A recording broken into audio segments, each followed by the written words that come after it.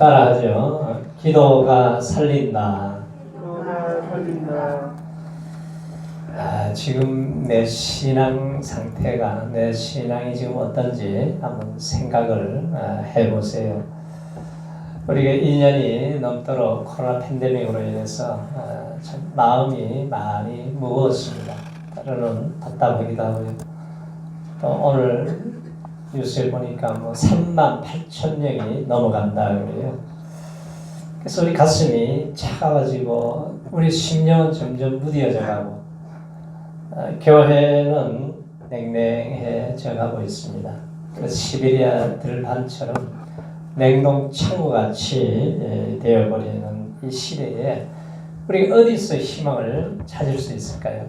하나님이 이렇게 내려다 보시면서 무슨 생각을 하실까요?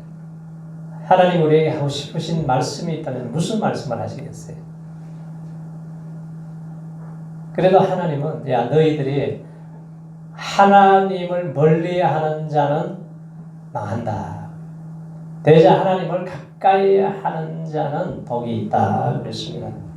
그래서 우리 성도들이 어떻게 하나님의 마음을 품고 하나님의 심정을 갖고 살아갈 수가 있겠습니까? 하나님은 나의 연약함을 아세요. 나의 부족함도 아시고 때로는 내가 아무것도 할 수 없는 무능한 사람이라는 것도 알고 계세요. 그래서 하나님은 야 내게로 나오라 그래요. 내게로 돌아와라. 하나님을 떠난 마음들이 하나님께로 돌아와야 됩니다. 하나님 앞에 엎드려야 돼요. 제자들이 예수님을 생각할 때 야 이제 예수님의 이 능력으로 로마 식민지에서 우리를 해방하시고 왕이 되시면은 우리가 한 자리씩 할 수 있겠구나. 그런 굉장한 야망을 가졌어요. 그런데 어느 날 보니까 예수님이 십자가에서 아주 비참하게 죽으셨습니다. 다 도망쳐버렸어요. 완전히 절망에 빠졌습니다. 그런데 부활하신 예수님이 제자들을 찾아가셔서 하시는 말씀이 뭐예요? 야 예루살렘 떠나지 말고 아버지의 약속하신 것을 기다려라. 너희들 기도의 자리로 나와야 된다. 그래서 120명이 모였습니다. 마가다락방에 모여서 이들이 기도하기 시작해요. 힘을 써서 기도합니다. 합심해서 기도해요. 힘을 다해서 전혀 기도에 힘을 쓰기 시작하니까 하나님의 시간이 되니까 하나님이 급하고 강한 바람이 집안에 가득하게 되었어요. 불이 하나씩 갈라지는 것이 각 사람 한 사람 한 사람 위에 임하게 되었습니다. 열흘 동안 이 기도함으로 인해서 이들이 성령의 충만함을 받고 나니까 눈이 열렸어요. 영의 눈이. 세상 눈이 열린 게 아니고 영의 눈이 열리고 귀가 열리고 마음이 열렸습니다. 하나님의 은혜가 임하니까 로마 군인을 봐도 두렵지가 않아요. 세상이 두렵지 않아요. 권세가 두렵지는 않습니다. 자, 성령의 지배하는 삶을 살아갈 때에 하나님의 하실 일들이 이루어지는데 어떻게 이루어집니까? 우리가 모여서 함께 합심하여 기도할 때 이루어져요. 만물의 마지막에 가까웠으니 너희는 정신을 차리고 근신하여 깨어서 기도해야 된다. 기도는 뭐예요? 우리가 항상 힘을 써야 된다고 그랬어요. 쉬지 말고 기도하라고 그러잖아요.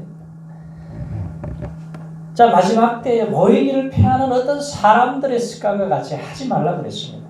그런데 이 코로나는 여전히 우리를 자꾸 길을 막고 있어요.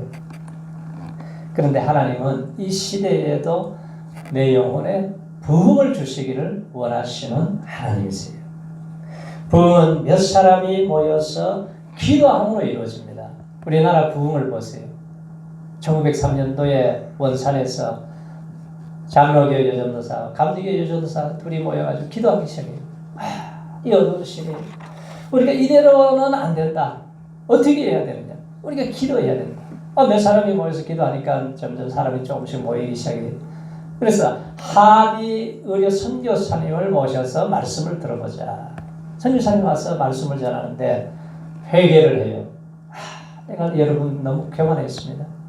조선인이 더럽고 미개해서 내가 깔보고 무시하고 배우지 못한 무식한 사람들로 늘 생각하고 내가 얼마나 마음에 교만하고 강팍했는지 모릅니다.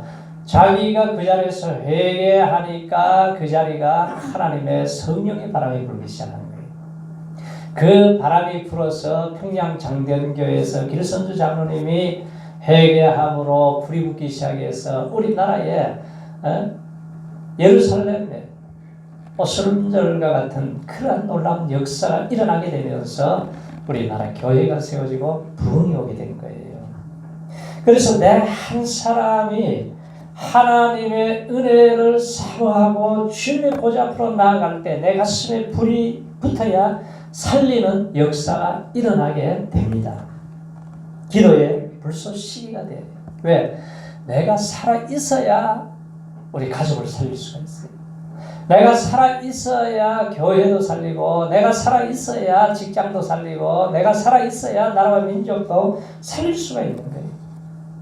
그래서 우리의 차가운 냉랭한 가슴에 주님의 은혜에 불이 임해야 됩니다. 기도의 사람은 아무리 큰 위기가 와도 이길 수 있는 힘이 있어요. 만주 영기련 불굴라제 교회라고 있는데 거기에 함주익이라고 하는 장로님이 계셨어요. 아주 독실한 분이에요. 근데 이분은 나무집에 이제 소를 돌봐주는 일을 했습니다. 소를 돌봐주면서 이제 주인에게 몰고 가서 이제 인계하려고 그러는데 가다가 공산당을 만났어요. 공산당 수십 명을 만났는데 가축으로 몰아가지고 이 사람은 총살을 시켜야 된다. 지금 총살을 시키려고 합니다. 그런데 그 위기 가운데서 장로님이 담대하게 얘기합니다. 여러분 날 죽여도 좋습니다. 그런데 내가 장로인데 나 10분만 기도하게 해주고 당신들이 총살을 하시오. 그랬어요. 그 허락을 받았습니다. 그래서 하나님 앞에 기도합니다. 하나님, 뜨거운 눈물을 흘리면서 조국과 민족의 장래를 위해서 기도를 했어요. 그리고 일제에 조국을 빼앗겨서 정든 고향을 버리고 자유의 살길을 찾아서 이역만리 땅에 와서 이렇게 천대를 받으며 살아가는 우리 동포끼리 초를 겨루고 찬양하고 생명을 죽이는 이 안타까운 이 모습을 하나님 불쌍히 여겨달라고 눈물을 흘리면서 목이 매도록 간절히 기도를 하는데 이 기도를 듣던 사람들이 갑자기 눈에 눈물이 터져 나왔어요. 그러더니 한 사람 두 사람 가더니 다 가버렸습니다. 30분을 그냥 울면서 기도를 하고 눈을 떠보니까 아무도 없는 거예요. 자, 우리가 이 위기가 올 때에 하나님 앞에 전심으로 우리가 부르짖어 기도하면은 우리 하나님의 기도를 들으십니다. 우리가 긍휼하심을 받고 때를 따라 돕는 은혜를 얻기 위하여 은혜의 보좌 앞에 담대히 나갈 것이라고 했어요. 우리는 위기의 때에 부르짖어 기도하면은 하나님이 도와주시는 거예요. 사람이 도와줄 수 없는 것은 하나님께 도움을 구하시기 바랍니다. 지금 우리 시대, 우리 교회, 우리 가정이 가장 필요한 것은 뭐예요? 기도의 능력을 회복하는 거예요. 한 시대, 한 교회, 한 지역에 커다란 부흥이 뒤에는 항상 기도하는 소수의 몇 사람이 있었다는 것입니다. 우리가 영적 부흥을 체험하기 원할 때에, 새로운 축복의 전기를 마련하기를 원할 때에 우리의 기도의 능력을 회복해야 되는 거예요. 우리가 기도 중에 다른 사람을 위해서, 이웃을 위해서, 어려움을 당한 사람을 위해서, 우리가 한우들을 위해서, 지금 고통 중에 있는 백성들을 위해서 이 중보 기도할 때에 이 기도의 불길이 들불처럼 번져나가게 됩니다. 오늘 성경에 나오는 이 아브라함은 기도의 사람이에요. 그가 불붙은 소돔과 고모라, 망해가는 소돔과 고모라를 바라보면서 이 아픈 사연을 듣고 한 손에는 소돔과 고모라의 사연을 붙들고 또 한 손에는 이 인간들을 어떻게 멸하십니까? 이 안타까운 마음을 가지고 하나님 앞에 부르짖어 기도하기 시작하는 거예요. 우리 민족이 시련과 고통이 있을 때, 나라의 흥망성쇠가 다가올 때, 교회가 위기를 당할 때, 우리 가정이 어려움을 당할 때에 우리가 중보 기도할 때에 이것은 이 모든 사건을 변화시킬 수 있는 하나의 계기가 된다는 거죠. 누군가를 위해서 내가 기도한다고 하는 것은 의무가 아니에요. 우리 성도들이 가지고 있는 특권입니다.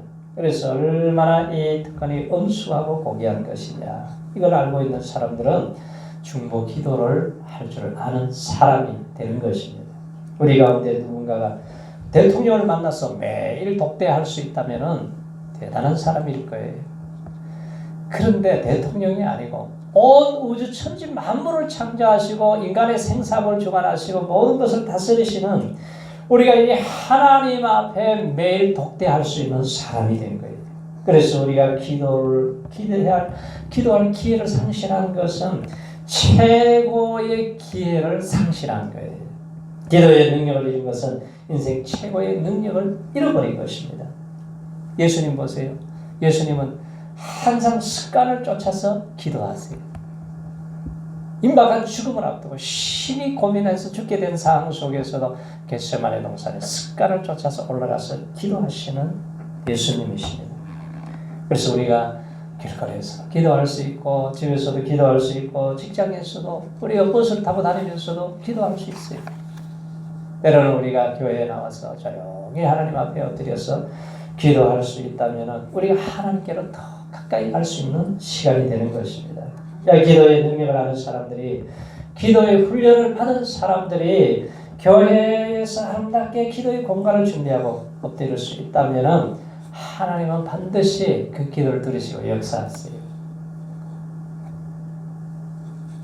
우리가 기도의 제목을 가슴에 끌어안고 우리가 기도의 불을 체험할 수 있다면, 마가다락방에 모인 120명이 간절히 기도할 때, 갈멜산에서 엘리야가 하나님 앞에 부르짖어 기도할 때 그 기도를 통해서 살리는 역사가 일어나고 가정이 변화되는 역사가 일어나고 이 지역 사회를 새롭게 만들고 나라를 새롭게 만드는 역사가 일어나게 되는 거죠. 그래서 우리가 이 모든 일들은 기도의 불을 타고 하나님의 역사가 일어나게 됩니다. 다니엘 세 친구 죽음이 앞에 있어요. 그런데도 예루살렘을 향해서 창문을 열어놓고 3번씩 간절히 기도하니까 그 뜨거운 7배나 뜨거운 불물 속에 들어갔지만 하나님이 살려냈어요. 사자굴에 들어가도 하나님이 살려냅니다. 그래서 기도는 나도 살고 너도 살고 우리 모두를 살리는 역사가 일어나게 되는 거예요. 그래서 아브라함은 창세기 18장에 보면은 하나님 여호와 앞에 그대로 섰다 그랬어요. 그리고 가까이 나아가 그랬습니다. 하나님 앞에 가까이 나가서 하나님 앞에 서서 하나님을 바라보면서 하나님의 은혜를 구하는 이 기도의 사람을 통해서 하나님은 놀라운 일을 행하십니다. 우리가 살다 보면 하나님의 자리가 멀어질 수가 있어요. 자꾸 하나님을 떠나게 되고 우리가 기도가 식어져 버리고 내 신앙이 어둠의 세력으로 인해서 곤두박질 칠 때가 있어요.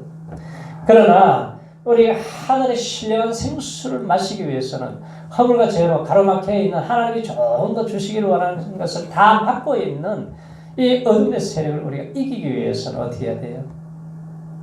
악한 길에서 떠나라 그래요. 스스로 겸비해서 하나님의 얼굴을 구해야 된다. 그럴 때에 이사야 선지자가 자기가 대단한 사람인 줄 알았는데 하나님 빛이 비치니까 하나도 하여 망하게 되었습니다. 나를 하나님 불쌍히 여겨달라고. 그랬더니 하나님이 하루로 입술을 찢어주잖아요. 정결케 해주세요. 그래서 우리가 하나님 앞에 은혜를 구하는 사람들은 하나님과 관계가 회복이 되어야 그 다음에 모든 일들이 회복되는 거예요. 거룩한 하나님과 우리가 함께하는 삶, 하나님이 나를 바라보고 내가 하나님을 바라보고 우리가 하나님의 얼굴을 바라보면서 살아갈 때에 하나님이 주시는 우리가 행복을 누릴 수가 있는 거지 않습니까? 우리 예수님께서 제자들을 부르셨어요. 부르신 다음에 제일 먼저 뭘 하세요? 야, 일하라, 뭐 하라 그러지 않아요. 함께 있게 하시고 함께 있게 하시면서 가르치시고 은혜를 주시고 능력을 베풀어 주시고 힘을 얻게 한 다음에 보내시고 전도도 하게 하시고 병든 사람을 치료도 하시고 귀신 들린 사람들을 쫓아내고 귀신을 쫓아내고 하나님의 일을 하게 하시는 거예요. 먼저 우리가 하나님과 함께하면서 하나님의 은혜를 누려야 됩니다. 기도하지 않는 사람들의 가장 중요한 질병이 뭐냐? 교만이에요. 교만병에 들었어요. 기도 없이 살 수 있다는 자만감. 하나님 없이도 내가 무엇이든지 할 수 있다 그래요. 그러나 정말 큰 일이 생기면은 아무것도 할 수 없어요. 기도하지 않는 사람이 가장 교만한 사람이 주여 나는 죄인입니다. 우리가 하나님 앞에 엎드릴 때에 그 시간부터 하나님이 은혜를 베푸시기 시작합니다. 자, 아브라함이 소돔성을 위해서 기도했다는 사실이 어떤 의미를 갖느냐? 자, 아브라함에게 있어서는 소돔성의 진지한 관심의 대상이 되지 못했습니다. 소돔성을 간섭할 수 있는 어떤 권리가 없어요. 소돔성을 자기가 변화시킬 어떤 책임이 있는 것도 아니.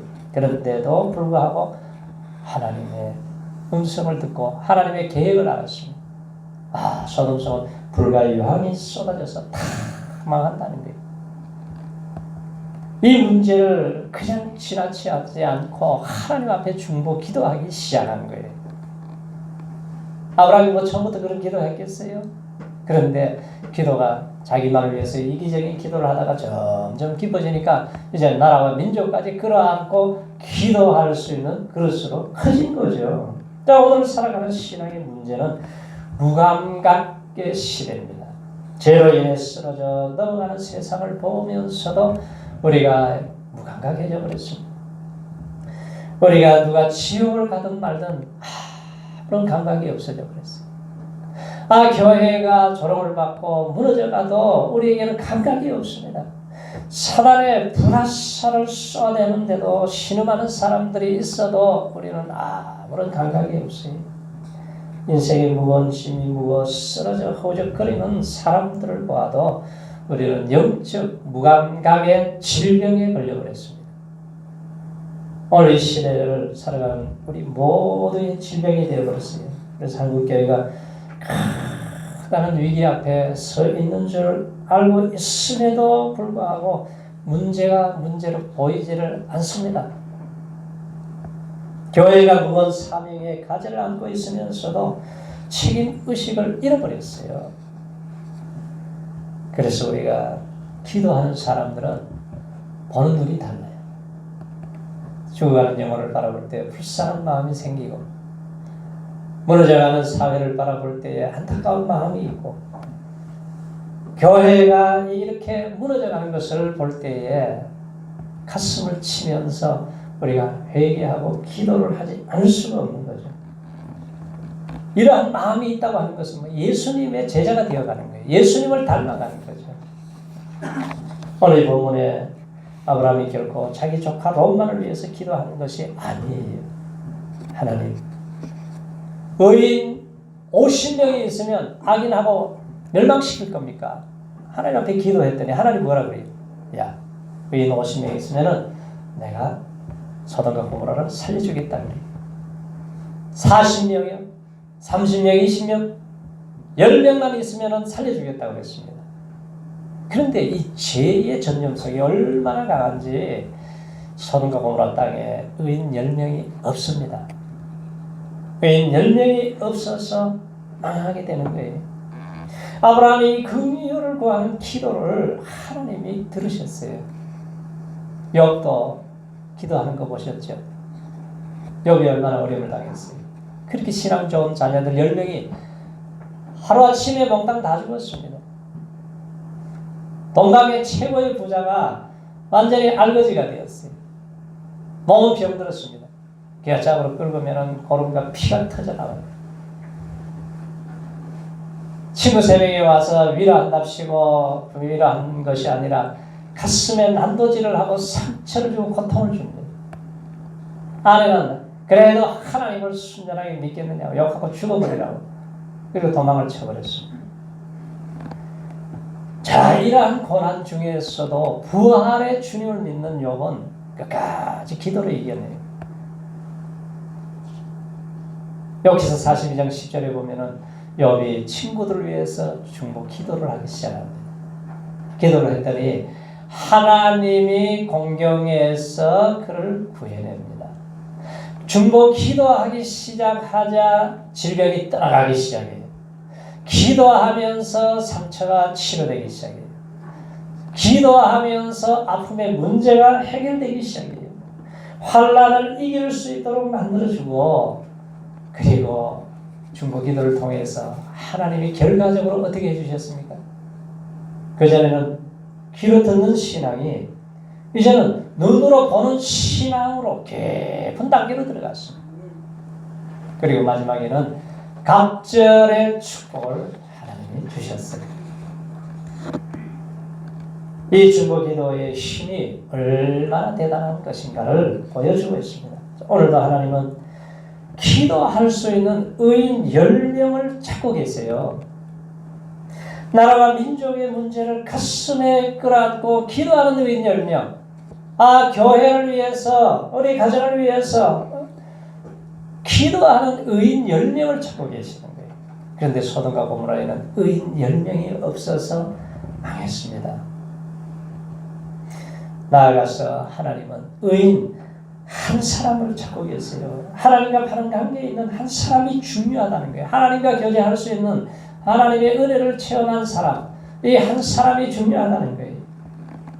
우리가 문제를 하나님 앞에 아뢰고 간구할 때에 우리 하나님은 놀라운 계획을 가지고 계세요. 이 소돔과 고모라, 아마 정치인들은 자기들이 정치적인 이 문제로 국가 안보를 해결할 수 있을 것이라고 생각했을 거예요. 그러나 그게 아니죠. 아마 군인들은 그랬을 것입니다.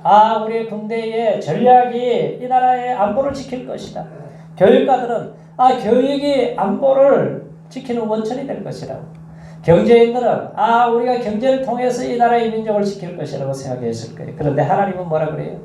아니다. 지금 이 땅에 의인 10명이 없어서 이 민족은 망한다는 거예요. 10사람이 있다면 용서하겠다고 그랬어요. 야곱 때문에 라반의 집이 복을 받았습니다. 요셉이 보디발의 집에 들어가니까 이 요셉 때문에 보디발의 복을 받아요. 사도 바울이 유라굴라 강풍의 배 안에 있을 때에 276명 죽어야 될 사람들이 살림을 받는 거예요. 하나님의 사람, 나 한 사람이 그렇게 중요하다는 거예요. 우리 성도님들은 하나님의 인정을 받는 의인이 되시기를 축원합니다. 나 한 사람 때문에 무너져가야 할 우리 가정을 회복시키는 거예요. 나 한 사람 때문에 교회가 부흥이 될 수도 있고 침체의 늪에 빠질 수도 있고, 나 한 사람 때문에 나라를 살릴 수도 있고 멸망케 할 수도 있다는 거예요. 예레미야 5장 1절에 보면 만일 공의를 행하며 진리를 구하는 자를 한 사람이라도 찾으면 내가 이 성을 사하리라. 많은 사람, 10명이 아니에요. 여기서 뭐라 그래요? 한 사람. 예루살렘, 거룩한 도시 아니에요. 근데 거기에서 의인 한 사람만 찾아도 내가 예루살렘을 멸하지 않겠다고 그랬어요. 그런데 의인 한 사람이 없어요. 한 명의 의인을 찾지 못해서 예루살렘은 성전이 불타버리고 무너져버리고 다 포로로 끌려가 잡혀가게 되었습니다. 그래서 내가 하나님 앞에 기도를 쉬는 죄, 그것이 무서운 죄임을 알아야 돼요. 그리고 내가 가정을 위해서 기도하기를 쉴 때에 내 자녀들이 방황하게 됩니다. 내가 친구의 이름을 부르면서 기도할 때에 친구들이 주께로 돌아온다는 거예요. 오늘 본문 말씀을 같이 읽어보세요. 아브라함이 소돔과 고모라 의인 10명은 없지만, 그러나 아브라함의 중보 기도를 통해서 하나님 무슨 일을 하시는가 보세요. 자, 시작.